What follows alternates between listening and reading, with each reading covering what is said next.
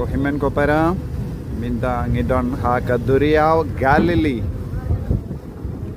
Pat ngi Jong ha le kumbau Jesu ula late lang bat ke apostol shashiliang ka Duriaw bonsin.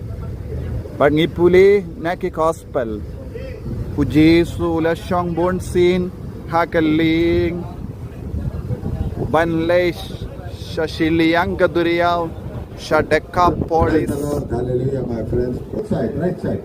Down, brother. Ilaban yun iya ka imane the prime. This boating, we went to the St. Peter's primacy, where Jesus appeared to St. Peter and the other disciples.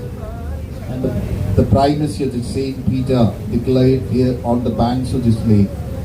And it calls us trust in Jesus, like St. Peter. It calls us to encounter Lord by the St. Peter, John, James, and Andrew to come to leave many things and follow Jesus. And this is a historical place where our Lord performed a lot of miracles. And we are once again through this place reflecting the miracles performed by Jesus.